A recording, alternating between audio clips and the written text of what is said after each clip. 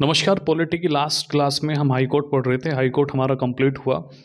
तो जो हमने जुडिशरी शुरू किया था, न्यायपालिका का हमने 3 स्तर पढ़ा था। 3 स्तर में सबसे पहले सुप्रीम कोर्ट हमने पढ़ लिया, उसके बाद हाई कोर्ट हमारा कल ही ख़त्म हुआ है। नेक्स्ट जो है वो जिला कोर्ट है। जिला कोर्ट काम करता है हाई कोर्ट के अंडर में। होता क्या है कि जितने भी ज़िले हैं उन ज़िलों में एक एक कोर्ट बना दिया जाता है और ये कोर्ट जो है उस राज्य के हाई कोर्ट के अंडर में काम करेगा। जो जिला कोर्ट होगा इसमें सबसे सर्वोच्च पद जो होगा वो डीजे का होता है। डीजे का मतलब होता है डिस्ट्रिक्ट जज। ये डीजे जब दीवानी मामलों की सुनवाई करता है तो ये डीजे ही कहलाता है, डिस्ट्रिक्ट जज कहलाता है। और जब ये ही डीजे जब आपराधिक मामलों की सुनवाई करता है तो इसे सेशन जज कहते हैं या सत्र न्यायाधीश कहते हैं। जो जिला स्तर कोर्ट है ये 3 प्रकार का होता है। इसको 3 भागों में विभक्त किया जाता है। सबसे पहला होता है जो दीवानी मामले जिसमें सुने जाते हैं। दूसरा मामला होता है जिसमें क्रिमिनल या आपराधिक मामले सुने जाते हैं। और तीसरा होता है जो राजस्व से, रिवेन्यू से संबंधित मामले जिसमें पहुंचते हैं। तो इसको जो है हम अधीनस्थ न्यायालय में भी पढ़ते हैं, या तो इसको अधीनस्थ न्यायालय कह लो या इसको जिला कोर्ट कह लो, बात एक ही है। अधीन होंगे ये हाई कोर्ट के। संविधान के पार्ट 6 में इसका प्रावधान है। आर्टिकल 233 से 237 इसमें पढ़ा जाता है। तो इसको हम पढ़ेंगे, लिखेंगे और समझेंगे। हेडिंग लगाएंगे हम अधीनस्थ न्यायालय।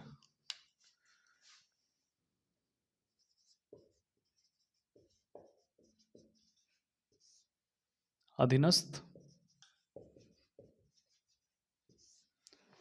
सबऑर्डिनेट,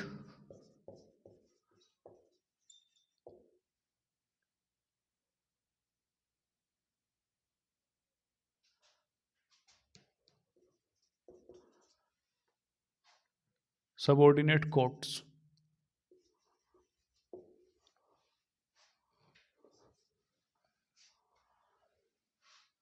देखो, अधीनस्थ न्यायालय संविधान के भाग 6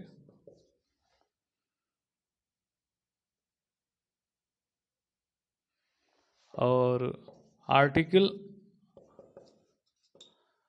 233 से 237 तक इसका प्रावधान है। ठीक है। अधीनस्थ न्यायालय काम करेगा किसके अधीन? यानी राज्य के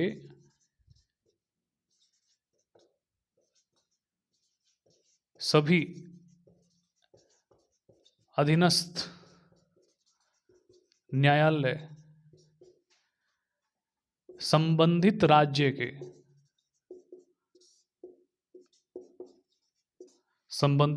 के हाई कोर्ट या उच्च न्यायालय के अधीन या दिशा निर्देश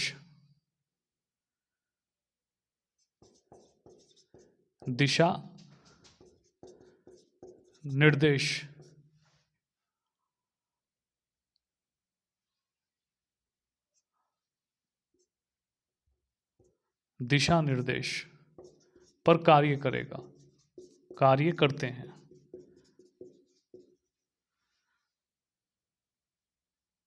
ठीक है। तो अधीनस्थ न्यायालय की परिभाषा हो गई। जो जिला कोर्ट है या अधीनस्थ न्यायालय है, जिला कोर्ट 3 प्रकार से पढ़ा जाता है। सबसे पहला जो इसका प्रकार है वो क्या है? वो है सिविल या दीवानी मामले जिसमें जाते हों। दूसरा है जिसमें आपराधिक, क्रिमिनल, आपराधिक मामले जाते हों। और तीसरा जो है जो राजस्व मामलों से संबंधित होता है। 3 स्तर पर काम करेगा। ठीक है। उसके बाद जो जिला कोर्ट है,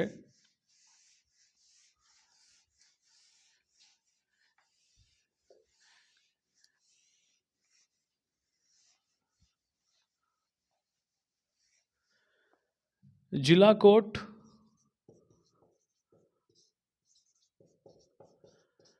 का जो सर्वोच्च पद है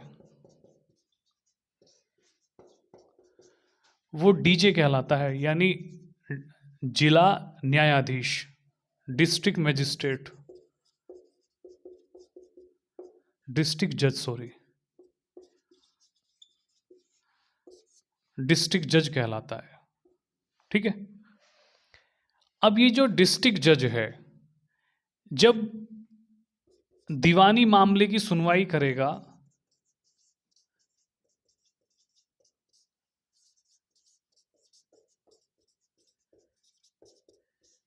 तब जो है डीजे कहलाएगा। जिला कोर्ट का सर्वोच्च पद है जिला न्यायाधीश या जिला न्यायाधीश। ये जिला न्यायाधीश कब कहला रहे हैं? ये कब जब कहलाएगा जब दीवानी या सिविल मामले की सिविल मामले की सुनवाई करता है, और जब ये ही जज आपराधिक मामले की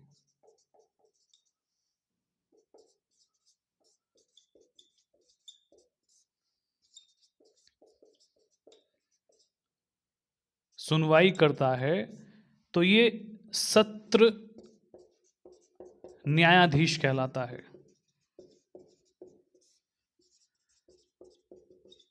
सेशन जज।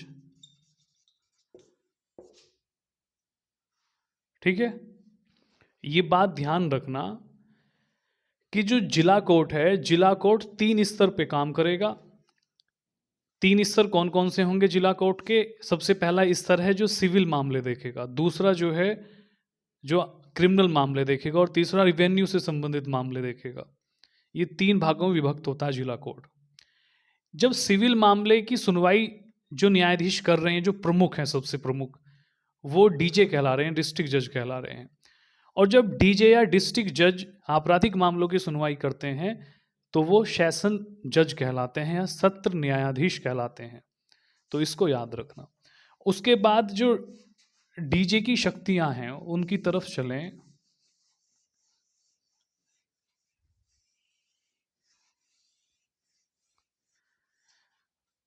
तो डीजे जो है क्या कर सकते हैं? डीजे किसी अपराधी को उम्र कैद तथा मृत्युदंड की सजा दे सकते हैं। अब ये बात ध्यान रखना कि जिला कोर्ट में जितने भी निर्णय दिए जाते हैं उन निर्णय के विरुद्ध अपील की जा सकती है। और अपील कहां की जाएगी? हाई कोर्ट में। कुछ मामले ऐसे होते हैं कि जिला कोर्ट में मामला चल रहा है, हाई कोर्ट ने देखा कि ये तो हमारे क्षेत्राधिकार में आता है, तो उस मामले को अपने यहाँ मंगा लेंगे और उस पर सुनवाई कर देंगे। लेकिन यहाँ एक बात ध्यान रखना, जब डीजे के द्वारा, डिस्ट्रिक्ट जज के द्वारा किसी को मृत्युदंड दे दिया जाए तो इस कंडीशन में अपील की जाए या ना की जाए, जिसे मृत्युदंड मिला है वो अपील करे या ना करे हाई कोर्ट में, हाई कोर्ट स्वतः ही उस मामले की पुष्टि करेंगे और इसका अनुमोदन करेंगे, तभी ये मृत्युदंड की कार्यवाही आगे बढ़ सकती है। अनुमोदन हाई कोर्ट के द्वारा किया जाना अनिवार्य है। मृत्युदंड के मामले में स्वतः संज्ञान ले लेंगे हाई कोर्ट। ये जरूरी नहीं है कि जिसको मृत्युदंड मिला है वो अपील नहीं करना चाह रहा, तो भी हाई कोर्ट जो है उस मामले की सुनवाई करेंगे, उसे देखेंगे और स्पष्ट करेंगे उसे, और उसका अनुमोदन अगर कर देते हैं तो कार्रवाई आगे बढ़ती है, वरना नहीं बढ़ेगी। दूसरा, इसमें फैक्ट याद रखना,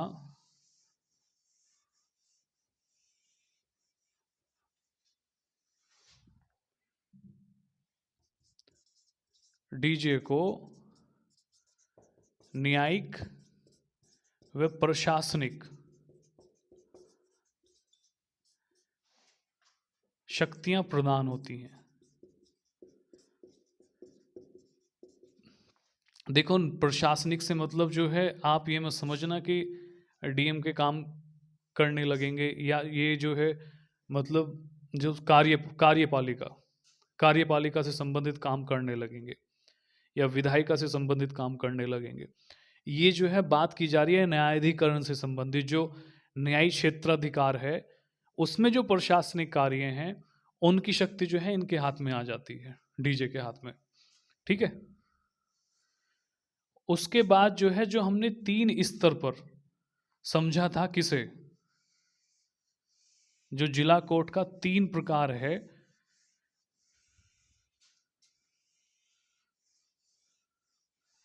वो हमने समझ लिया। अब हम देखते हैं न्यायपालिका में जो पद हैं वो किस तरह से पढ़े जाते हैं। सबसे ऊपर जो है सीजीआई है। न्यायपालिका में सर्वोच्च पद होता है, जो देश के मुख्य न्यायाधीश कहलाते हैं। और कहाँ होते हैं ये? सुप्रीम कोर्ट में। फिर उसके बाद होते हैं चीफ जस्टिस ऑफ इंडिया हैं ये। उसके बाद जो हाई कोर्ट में बैठते हैं वो बैठते हैं chief justice of high court. ये देश में जितने भी हाई कोर्ट हैं, हाई कोर्ट कितने हैं? 25। सभी हाई कोर्ट में एक एक मुख्य न्यायाधीश हैं उच्च न्यायालय में। उसके बाद जो डिस्ट्रिक्ट है, यानी जो जिला कोर्ट है,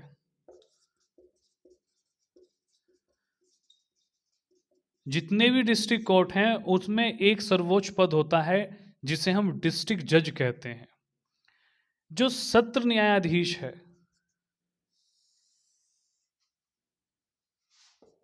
इनके बाद जो पद चलता है, नीचे ना आएगा, उधर लिख दें, इधर लिख दें, कहां लिख दें?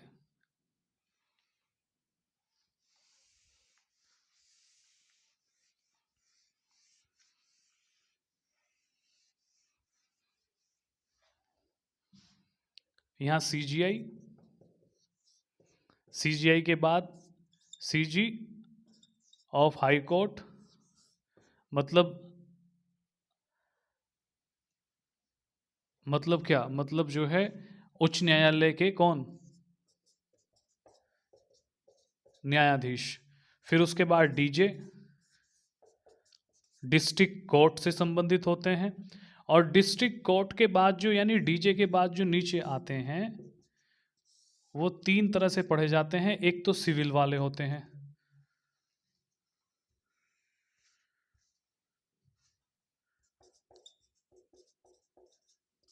एक जो है क्रिमिनल या आपराधिक, और एक राजस्व। अब जो सिविल के मामले देखेगा वो कहलाता है क्या? वो कहलाएगा, क्या कहलाएगा? सब ऑर्डिनेट जज या सब जज। उसके बाद इनसे नीचे होता है प्रिंसिपल जूनियर सिविल जज। उसके बाद इनसे नीचे होता है जूनियर सिविल जज,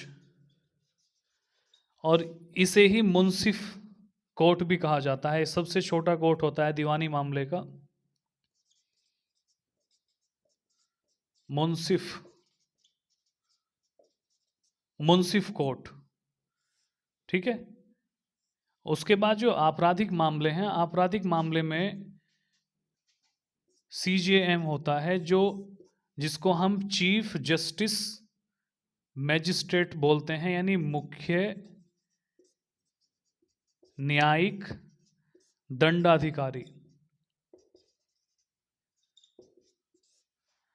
फिर उसके नीचे जो है क्लास 1 के मैजिस्ट्रेट, फिर क्लास 2 के मैजिस्ट्रेट, सेकंड या सेकंड क्लास मैजिस्ट्रेट, फिर थर्ड क्लास मैजिस्ट्रेट। इस तरह से जो है जज होंगे। जो राजस्व से संबंधित होते हैं, इसमें कमिश्नर और कलेक्टर, उसके बाद जो है तहसीलदार, और फिर नायब तहसीलदार। कुछ इस तरह से ही जो है ये स्ट्रक्चर होता है।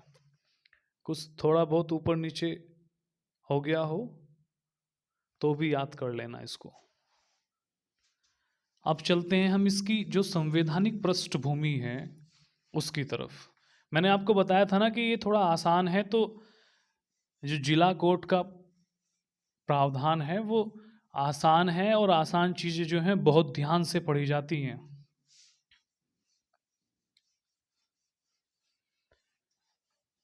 क्योंकि जो चीज़ या जिस चीज़ पे ध्यान दिया जाता है वो आसान बन जाती है ना। तो इसमें जो है आर्टिकल 233 जब हम पढ़ेंगे तो ये बात करता है जिला न्यायाधीशों की नियुक्ति।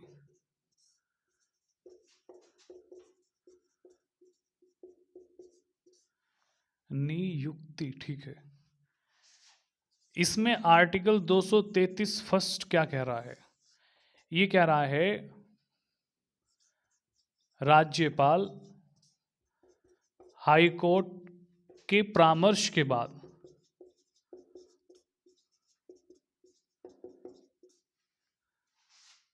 जिला न्यायाधीश, जिला न्यायाधीशों की नियुक्ति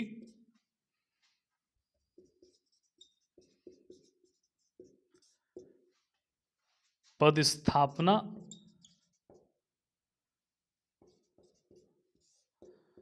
पदोन्नति मतलब प्रमोशन करेगा।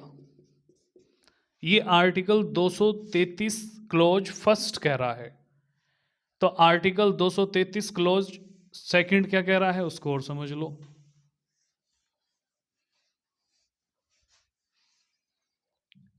आर्टिकल 233 क्लोज 2 ये कह रहा है कोई व्यक्ति क्या, कोई व्यक्ति जो केंद्र सरकार, केंद्र व राज्य सरकार के अधीन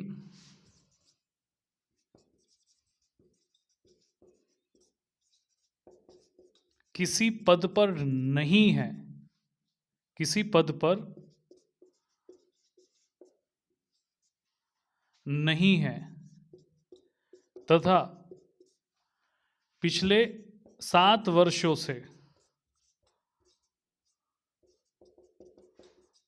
अधिवक्ता है, मतलब वकील है, वे उसकी सिफारिश सिफारिश हाई कोर्ट करता है तो वह डीजे बनने का पात्र होगा।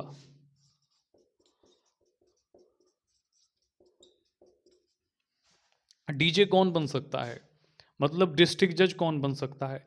आर्टिकल 233 क्लोज 2 में कहा जा रहा है कि कोई ऐसा व्यक्ति जो केंद्र सरकार और राज्य सरकार के अधीन किसी पद पर नहीं है, पिछले 7 वर्षों से न्यायिक क्षेत्र में काम कर रहा हो या अधिवक्ता हो, तथा उस व्यक्ति की सिफारिश हाई कोर्ट करता है, तो वो डीजे या डिस्ट्रिक्ट जज बनने की पात्रता रखता है। आर्टिकल 233 क्लोज 2 पढ़ना होता है इस प्रावधान के लिए। नेक्स्ट नेक्स्ट क्या है? उसके बाद जो है 234 पढ़ेंगे और 235 और हमारा टॉपिक खत्म हो जाएगा। इसमें हम ग्राम न्यायालय नहीं पढ़ेंगे, ना लोक अदालत पढ़ेंगे।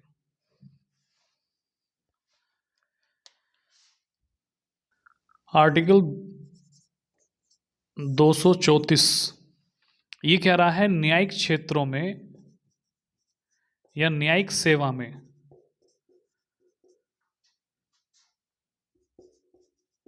जिला न्यायाधीश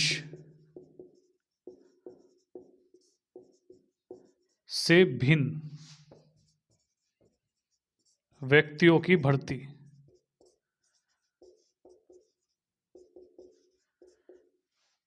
तो इसमें जो है राज्यपाल, इसमें लिखेंगे हम राज्यपाल, राज्य लोक सेवा आयोग,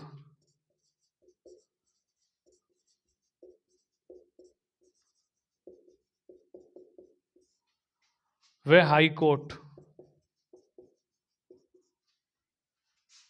हाई कोर्ट से परामर्श कर इस तरह की नियुक्ति कर सकता है। इसका मतलब यह है जो डिस्ट्रिक्ट जज के अलावा न्यायिक सेवाओं में भर्तियां हैं, उन्हें किस तरह से किया जाएगा? उन्हें राज्यपाल के द्वारा किया जाएगा, परामर्श राज्य लोक सेवा आयोग और हाई कोर्ट। इसमें पीसीएस जे वगैरह जो होते हैं ये इसके अंतर्गत जो है ये शामिल होंगे। पीसीएस जे डायरेक्ट डीजे थोड़ी बन जाएगा, डिस्ट्रिक्ट जज थोड़ी बन जाएगा, डायरेक्ट नहीं बनेगा। ये न्यायिक सेवा में पहले काम करेगा, उसके बाद ही जो है प्रमोशन होते हैं।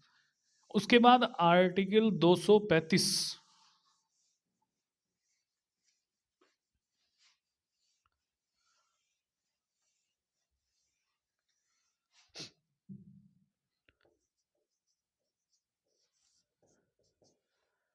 इसमें कहा जा रहा है अधीनस्थ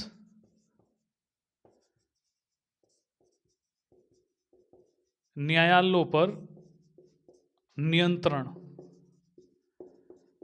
और अधीनस्थ न्यायालयों पर नियंत्रण किसका होगा? हाई कोर्ट का, हमने कल भी पढ़ा है। यानी राज्य का हाई कोर्ट अपने क्षेत्राधिकार में आने वाले सभी अधीनस्थ न्यायालयों पर नियंत्रण रखेगा। इसे आप लिख लो कि संबंधित राज्य का हाई कोर्ट अपने न्यायिक क्षेत्र में अधीनस्थ न्यायालयों पर नियंत्रण रखेगा। जो भी हाई कोर्ट के क्षेत्राधिकार में, मतलब हाई कोर्ट के न्यायिक क्षेत्र के अंतर्गत आता है अधीनस्थ न्यायालय, उस पर नियंत्रण होगा किसका? हाई कोर्ट का। तो हमारी ये क्लास जो है खत्म होती है। अधीनस्थ न्यायालय हमने पढ़ लिया, एक टॉपिक। एक इसमें जो है 20 अमेंडमेंट 1966 बता देता हूं मैं। हुआ क्या था कि सुप्रीम कोर्ट ने 1966 से पहले कि जितने भी जिला कोर्ट में न्यायाधीश थे उत्तर प्रदेश के और कुछ अन्य राज्यों के, उन्हें निरस्त कर दिया, उनकी जो है मान्यता खत्म कर दी। और ये कहा कि ये जो डीजे यानी जो डिस्ट्रिक्ट जज बने हैं, ये जज आर्टिकल 233 के द्वारा नियुक्त नहीं हुए हैं, और इनका जो ट्रांसफर किया गया है वो 235 के अंतर्गत होना था, उसका भी उसमें निर्वाह नहीं किया गया। क्योंकि नियंत्रण किसके हाथ में? हाई कोर्ट के। हाई कोर्ट ही तय करता है स्थानांतरण भी, या मतलब ट्रांसफर हाई कोर्ट ही तय करेगा। तो उस कंडीशन में जब ये जजमेंट सुप्रीम कोर्ट ने दे दिया कि 1966 तक, मतलब 15 स्वतंत्रता के 14 से 15 वर्षों के बाद जो है, हाँ, स्वतंत्रता के बाद पिछले 15 वर्षों में जितने भी जिला कोर्ट उत्तर प्रदेश के हैं और उनमें जो जजों की नियुक्ति हुई है, उन जजों की नियुक्ति अनुच्छेद 233 के अंतर्गत नहीं हुई है, तो वो जज नहीं माने जाएंगे, अमाननीय होंगे। उनका ट्रांसफर भी गलत तरीके से हुआ है, 235 के अंतर्गत होना था, ट्रांसफर भी उनका गलत तरीके से हुआ है, 235 का उसमें प्रयोग नहीं किया गया। अब इसमें कंडीशन क्या, इसमें जो है बहुत बड़ी समस्या उत्पन्न हो गई कि इनके द्वारा जो है जज रहते हुए जो डिक्री हैं, जो जजमेंट दिए गए, क्या वो अमान्य हो जाएंगे, फिर से वो केस लड़े जाएंगे? तो इस कंडीशन में सरकार ने 20वां संविधान संशोधन 1966 किया। उसके द्वारा 233 ए एक नया आर्टिकल जोड़ा, और इसमें जो है उन्होंने ये कहा कि जो 1966 से पहले पहले जितने भी ट्रांसफर हुए हैं और जितनी भी न्यायाधीशों की नियुक्तियां और इनके द्वारा दिए गए डिसीजन हैं, सब माननीय हैं। तो इसको याद रखना, 20वां संविधान संशोधन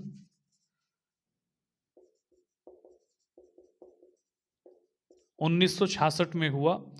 इसका कारण क्या था? इसका कारण था सुप्रीम कोर्ट ने कहा कि पिछले 14-15 वर्षों में जो उत्तर प्रदेश और कुछ राज्यों में जो जिला कोर्ट है, जिला कोर्ट के जो जज हैं, उन जजों की नियुक्ति न्याय संगत नहीं है, तो वो अमान्य होंगे। उन्होंने जितने भी जजमेंट दिए थे वो खत्म हो जाते फिर। तो फिर 20वें संविधान संशोधन के द्वारा 233 ए आर्टिकल को जोड़ा गया। तो इसमें याद रखना, एक बार फिर से बता रहा हूं, सुप्रीम कोर्ट ने 1966 में आकर ये कहा कि उत्तर प्रदेश में जो जिला कोर्ट है, उस जिला कोर्ट में जो न्यायाधीशों की नियुक्ति हुई है पिछले 15 वर्षों से, वो आर्टिकल 233 के आधार पे नहीं हो रही है, तो वो असंवैधानिक है। और जितने भी जजों की ऐसों की नियुक्ति हुई है वो सब अमान्य हैं। अब हलचल मच गई, भूचाल आ गया। दिक्कत ये थी कि इनके द्वारा जो जितने भी जजमेंट दिए गए हैं वो सब रद्द हो जाते। तो सरकार द्वारा, केंद्र सरकार ने इस स्थिति से बचने के लिए 20वें संविधान संशोधन किया 1966 में, और एक आर्टिकल 233 ए नया जोड़ा, और ये स्थिति इसमें रखी कि जितने भी न्यायाधीश यानी जितने डिस्ट्रिक्ट जज जो 1966 तक बनाए गए हैं स्वतंत्रता के बाद 1950 से लेके, और उनके द्वारा जितना भी जजमेंट दिया गया है वो मान्य रहेंगे, अमान्य नहीं होंगे। तो इसमें जो है ये व्यवस्था 20वें संविधान संशोधन की आप याद रखना। इसमें इतना ही पढ़ेंगे। अधीनस्थ न्यायालय हमारा हो गया। नमस्कार।